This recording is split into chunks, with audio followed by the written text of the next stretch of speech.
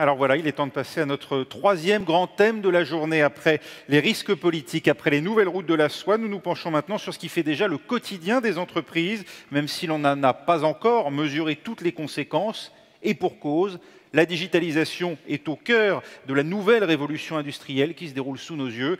Elle affecte tous les acteurs, ceux qu'on appelle les digital natives, les pure players bien sûr, mais aussi les entreprises déjà installées dans les secteurs dits traditionnels et dont certaines ont choisi d'épouser, voire parfois de devancer les évolutions en innovant, parce que c'est leur nature. C'est le cas de Valeo, dont j'appelle le président directeur général Jacques Aschenbroich à venir me rejoindre et à prendre place à ce pupitre.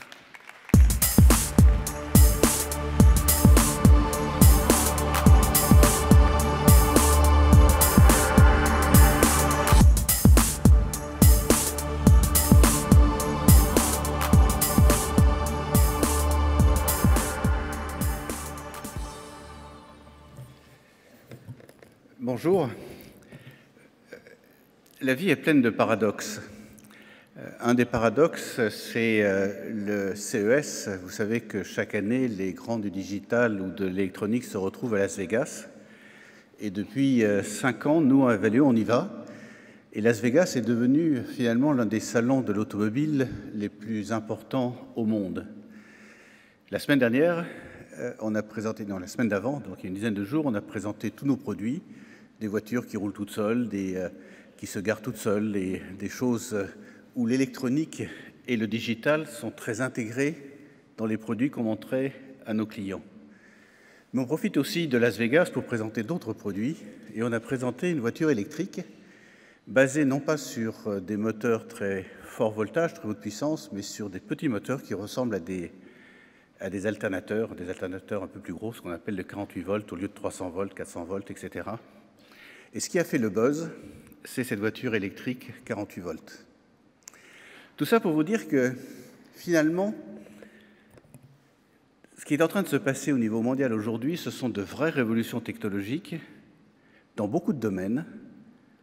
Le digital en fait partie, mais ce n'est pas la seule révolution technologique. Et les entreprises comme la nôtre sont vraiment confrontées à de vraies révolutions, et il faut qu'on soit capable d'adresser l'ensemble de ces révolutions. Alors, je vais les évoquer et montrer qu'elles sont à la fois complémentaires, mais aussi sensiblement différentes. Bien entendu, je reviendrai à la fin de mon exposé sur le digital pour répondre à la question qui est posée. Alors, on est en train de vivre 3 révolutions. La première, c'est l'évolution des motorisations. On est bien placé ici à Paris pour savoir que les maires des grandes villes se sont appropriés un rôle de régulateur en régulant le trafic, mais aussi en donnant une solution. Vous avez vu peut-être ce matin que Mme Hidalgo a dit qu'elle allait faire un référendum à Paris ou une votation populaire pour savoir si on allait interdire ou pas le diesel dans les rues de Paris. On donne donc une solution qui serait une voiture qui n'aurait pas de diesel, mais peut-être une voiture qui n'aurait pas de moteur à combustion traditionnel. Et on pourrait imaginer que dans quelques années, du reste ça a été dit officiellement, seules pourraient entrer dans Paris les voitures qui seraient purement électriques. Donc c'est la première fois que les régulateurs ne donnent pas des normes, des évolutions de normes, mais pourraient donner la solution. Et on voit très bien en Europe que le diesel baisse extrêmement rapidement. Donc le régulateur local, par les indications qu'il donne de prohibition, il y a des octrois qui sont en train d'être mise en place autour des municipalités,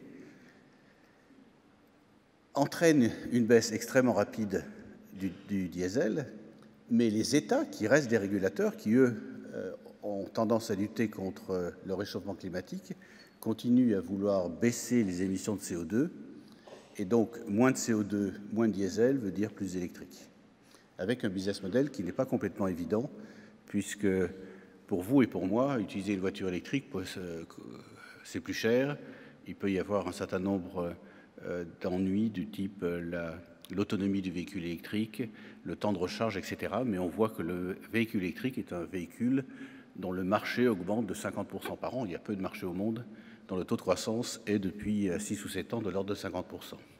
Ça, c'est la première révolution à laquelle nous sommes obligés de faire face.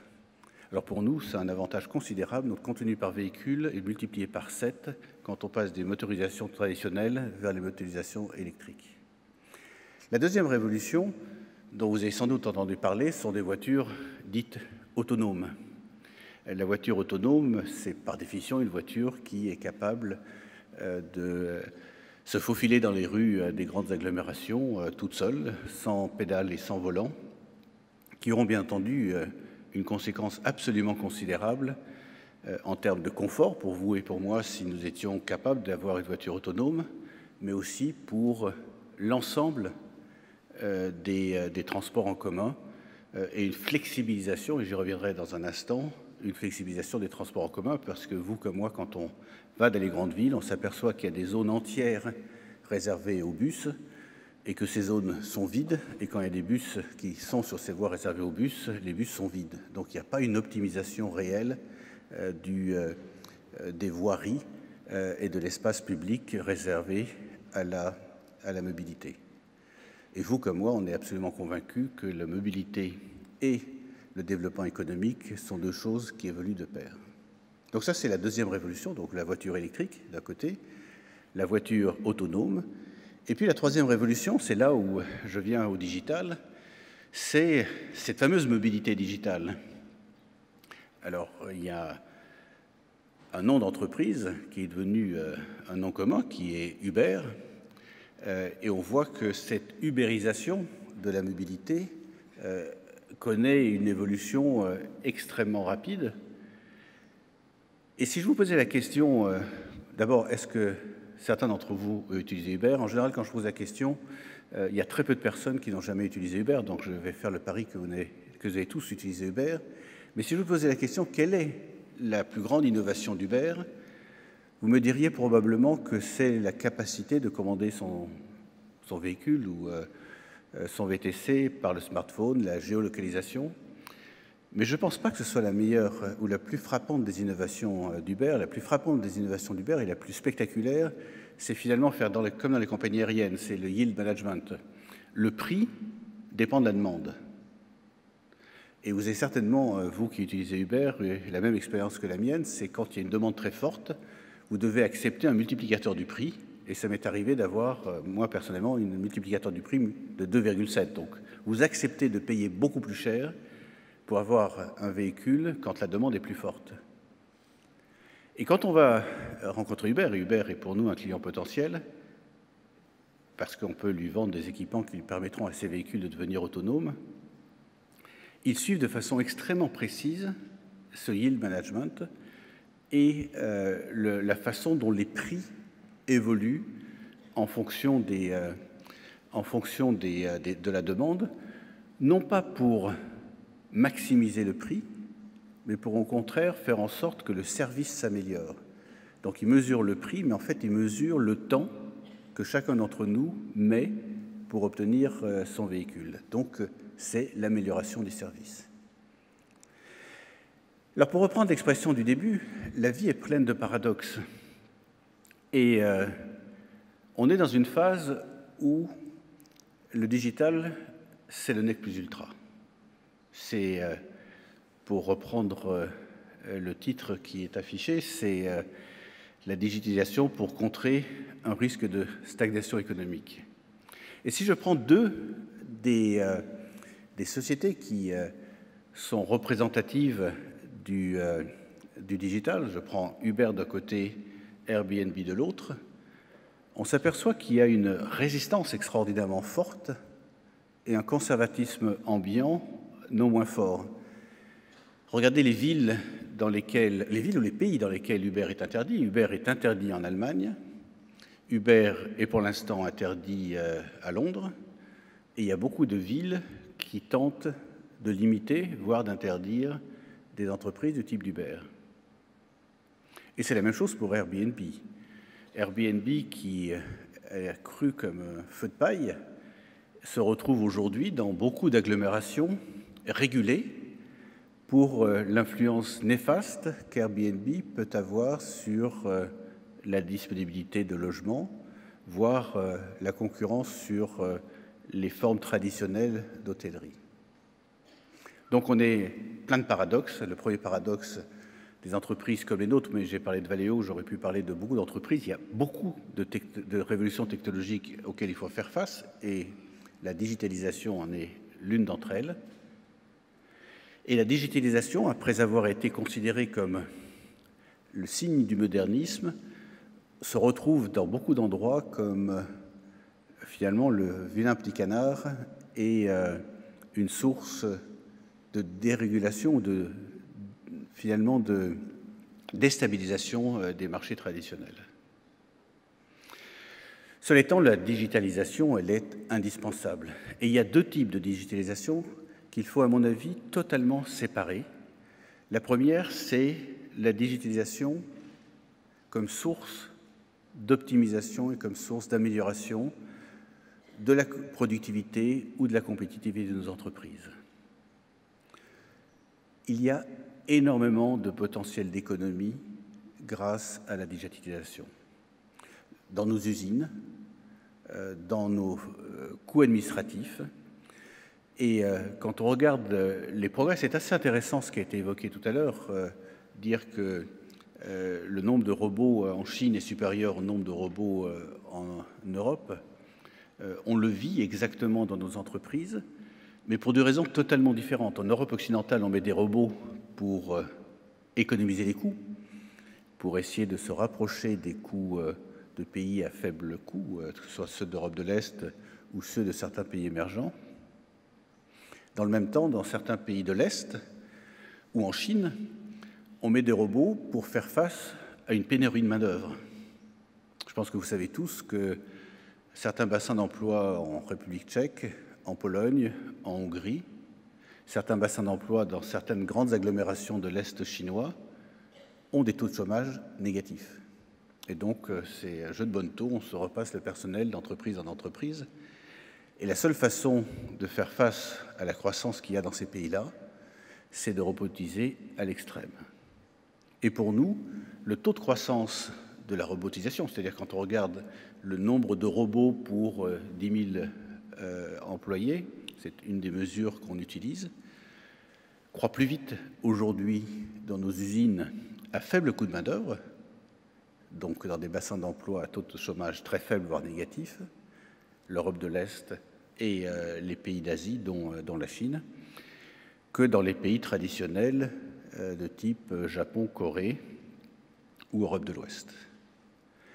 Ces efforts d'optimisation de nos processus industriels, de nos processus administratifs sont sans fin. Ils sont très largement lancés. Finalement, toutes les entreprises ont lancé des programmes, soit en interne, soit en faisant appel à des sociétés de conseil. Mais ces programmes-là sont lancés. J'aime dire qu'ils sont faciles. C'est quelque chose, la seule différence entre les entreprises, c'est le rythme auquel ces améliorations seront faites. C'est la digitalisation interne. Là où les choses sont plus compliquées, c'est la digitalisation qui transforme en profondeur les modèles d'activité. Et là aussi, il y a des paradoxes. On a vu ce matin Carrefour, société assez traditionnelle de distribution, qui veut à marche forcée aller vers le digital. Et dans le même temps, Amazon, qui est né du digital, a acheté un réseau de distribution aux États-Unis qui est Whole Foods Market. Donc il va y avoir une convergence de ces modèles, mais là où les choses évoluent très vite, où elles sont compliquées à mettre en œuvre, c'est d'observer pour des entreprises traditionnelles comme les nôtres les endroits où le digital va transformer en profondeur le modèle d'activité et où ces nouveaux modèles d'activité peuvent chambouler non seulement le marché, mais aussi l'existence même des entreprises. Et c'est le cas dans l'automobile. Vous avez vu que les grands acteurs de la mobilité digitale, qui sont les Uber, les Lyft, les Google, du reste Google précise de plus en plus, Google, cette partie-là s'appelle le Waymo maintenant, précise de plus en plus quels seront leurs business models dans les années qui viennent. Et en face, les groupes automobiles traditionnels continuent de produire, bien entendu, de développer des véhicules, mais aussi s'interrogent sur leur propre rôle dans cette mobilité digitale, en se disant qu'il fallait qu'ils fassent aussi partie de cette révolution. Donc le digital, c'est un outil formidable de productivité interne, c'est un outil formidable de remise en cause des business models dans lesquels nous sommes présents et du positionnement de chacune des entreprises sur la chaîne de valeur. Pour nous, se pose la question, est-ce qu'on veut être un acteur de la mobilité digitale ou pas? On est un acteur évident du véhicule électrique. J'ai dit tout à l'heure que pour nous, le contenu par véhicule pouvait être multiplié par 7. On est un acteur évident de la voiture autonome, et pour nous, le contenu par véhicule peut être multiplié par 15, donc c'est considérable comme changement de paradigme et de croissance potentielle. Mais on a décidé de ne pas être un acteur de la mobilité digitale en considérant que ce n'était pas notre métier, mais par contre qu'on est capable de développer des produits ou des concepts qui permettront à nos clients, que ce soit nos clients traditionnels, les constructeurs automobiles ou ces nouveaux acteurs de la mobilité digitale, de mettre en œuvre leur propre business model. Donc c'est un positionnement que nous avons choisi, c'est non pas d'être un acteur nous-mêmes de la digitalisation, de la mobilité digitale, mais par contre de mettre en œuvre toute une série de produits et de concepts qui permettent à nos clients de se développer dans ce qui est leur core business pour les acteurs du digital ou leur business en devenir pour nos clients traditionnels. Alors qu'est-ce que ça veut dire? Ça veut dire que on est obligé de changer assez profondément de compétences. On est une entreprise qui est née de la mécanique, qui est ensuite développée très vite sur ce qu'on appelle la mécatronique, c'est le mariage entre la mécanique et l'électronique. Et maintenant, on devient de plus en plus une entreprise qui associe à tous nos produits des softwares et des algorithmes extrêmement sophistiqués. Et on est aussi un acteur de l'intelligence artificielle. Tous nos produits contiennent une dose qui peut être extrêmement importante d'intelligence artificielle. On a aujourd'hui dans nos équipes 80 personnes qui s'occupent d'intelligence artificielle, ce qui n'est pas complètement ridicule par rapport aux grands acteurs du digital. Et on a décidé, il y a quelques mois, de créer en France, au-delà de ces 80 personnes qui sont réparties dans certains centres de recherche dans différents pays du monde, un centre français ici à Paris qui représentera quelque chose entre 100 et 150 personnes dans les 5 ans qui viennent, spécialisées dans l'intelligence artificielle. Et on est bien entendu devenu, même si on ne sera jamais une entreprise digitale, on est devenu, dans nos centres de recherche, on a une force de frappe en termes de soft qui est devenue extrêmement importante puisque ça représente à peu près 50% des embauches que nous avons dans nos centres de recherche. Donc vous voyez une transformation en profondeur liée au digital, une peur viscérale probablement de ce que ça veut dire en termes d'emploi, mais je vais finir par là aussi un troisième paradoxe, c'est que dans nos usines, plus on automatise et plus on digitalise, plus on crée d'emplois. Alors c'est un paradoxe, mais si je prends la France, on nous pose toujours la question, on a créé 55 000 emplois dans le monde ces 7 dernières années, on dit oui, vous avez créé 55 000 emplois dans le monde, mais quid de la France?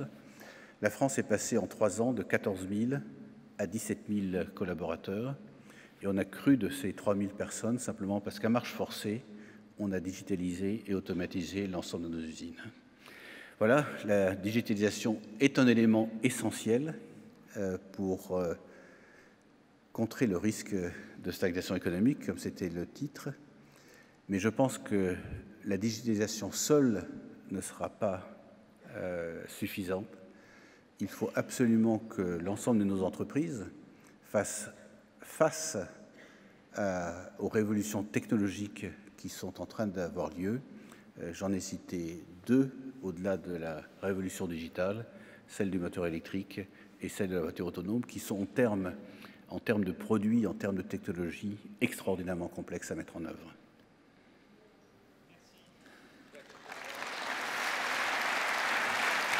Si vous voulez bien me rejoindre à présent, pour compléter votre présentation, de quelques questions, parce que c'est vrai, hein, il y a énormément de choses à dire sur l'investissement de Valeo aujourd'hui dans ces nouvelles technologies. Vous venez de le dire, énormément d'emplois créés à travers la digitalisation de votre groupe. Entreprise française, Valeo, mes premiers pays en termes de chiffre d'affaires aujourd'hui, c'est la Chine. Ça demande évidemment, on l'imagine, de s'adapter. Quelle différence voyez-vous d'approche dans la notion même de digitalisation entre la Chine et la France ou entre la Chine et l'Europe? Et quelles leçons en tirer pour nous, Européens, et sur les marchés européens? Je pense que ce sera probablement le quatrième paradoxe. On a toujours la tentation de penser que la zone au monde où il se passe le plus de choses, c'est la Silicon Valley. Et c'est vrai qu'on a un certain nombre de clients potentiels dans la Silicon Valley. Je vais une fois par an dans la Silicon Valley rencontrer tous les acteurs du digital qui ont décidé d'investir dans le monde de la mobilité. Mais je pense que le pays qui est le plus frappant, le plus spectaculaire, c'est la Chine. La Chine est devenue une énorme Silicon Valley, à la fois à Pékin, mais aussi à Shanghai, et aussi dans la zone de Shenzhen. Et quand on voit le travail qu'ont fait des groupes comme Alibaba, comme Tencent, comme JD.com, etc., c'est extraordinaire ce qu'ils ont fait en quelques années. Alors peut-être qu'ils ont un marché protégé qui leur a permis de se développer dans une zone où ils étaient avec un marché intérieur considérable. Mais quand on regarde les systèmes de paiement, la partie de commerce digital, l'alliance pour JD.com par exemple, entre le digital et la distribution physique, je pense qu'ils sont en avance sur les États-Unis, comme on peut partir du principe que les États-Unis sont en avance sur l'Europe, la Chine est en avance sur l'Europe. Parlez-nous en détail de Valeo.ai. C'est le premier centre de recherche mondial consacré à l'intelligence artificielle et au deep learning dans les applications automobiles. Là où il a fallu qu'on investisse dans l'intelligence artificielle, c'est bien entendu sur la voiture autonome. On peut imaginer des évolutions déterministes, c'est-à-dire qu'on a des softs qui permettent d'envisager les billions de combinatoires possibles pour aller d'un point A à un point B en rencontrant toutes sortes d'obstacles, de voitures qui bougent ou de vélos qui bougent ou de piétons qui bougent dans tous les sens. Mais on s'aperçoit qu'il y a une limite à cette évolution déterministe et qu'il faut être capable d'apprendre de certaines circonstances. Et donc, on a petit à petit développé des systèmes d'intelligence artificielle qu'on embarque dans nos produits et qui permettent à nos produits d'apprendre. Il y a un des acteurs de la mobilité digitale qui a dit, mais finalement, si ma voiture est bardée d'intelligence artificielle, il va falloir un jour ou l'autre qu'elle passe son permis de conduire. Et chaque fois qu'il y a des changements significatifs dans les algorithmes, il va falloir qu'elle repasse son permis de conduire. Et ça, c'est un sujet réel. Alors, il faut le dire sous le terme de la plaisanterie, mais on s'aperçoit que les véhicules, par cette intelligence artificielle, sont devenus, comme vous et moi, des entités qui apprennent, qu'il va falloir vérifier que l'apprentissage va dans le bon sens. Et nous, on s'est fixé un défi. Alors, je pensais qu'on garderait ce défi relativement confidentiel jusqu'à ce qu'on y arrive. Mais l'un des défis qu'on s'est lancé, c'est de traverser la place de l'Étoile avec une voiture autonome en heure de pointe. Ceux d'entre vous qui ont essayé, c'est pas toujours très facile, surtout quand il pleut. Et une voiture autonome aujourd'hui, quelle qu'elle soit, les plus évoluées au monde, s'arrêterait parce que l'une des caractéristiques d'une voiture autonome, c'est qu'elle respecte le code de la route. Et essayer de traverser la place de l'Étoile en respectant le code de la route, vous restez arrêté, vous ne bougez plus. Donc on s'aperçoit que ce seront des évolutions extraordinairement complexes. C'est né évidemment pour nous dans cette partie de notre groupe qui croît de façon extraordinairement rapide et pour lesquels on investit beaucoup plus en R&D qu'on investit en machines. L'enjeu, on le pressent dans cette révolution digitale, l'enjeu primordial, c'est celui de la compétence, de la guerre des talents, au-delà de l'intelligence artificielle en tant que telle. C'est le problème numéro un. On a une croissance très très forte d'une façon générale. La seule chose qui limite notre croissance, c'est notre capacité à recruter des talents. C'est un phénomène en France ou en Allemagne, en Europe de l'Ouest d'une façon générale, où on a été assez malthusien dans la formation de nos ingénieurs, mais aussi un problème, même dans des pays comme l'Inde ou la Chine, qui ont la capacité de former des millions d'ingénieurs tous les ans. Il faut qu'on ait dans nos équipes une alchimie toujours très difficile à trouver entre des personnes expérimentées et des jeunes. Et on a, à la fois pour les personnes expérimentées, capables de gérer des projets de R&D avec des algorithmes très complexes qui représentent jusqu'à 250, 300, 350 personnes. Donc ce sont des projets pour nous très complexes, à la fois avec des personnes expérimentées et des jeunes, et on a un mal de chien à recruter. Merci beaucoup, Jacques Aschenbroich. Merci beaucoup.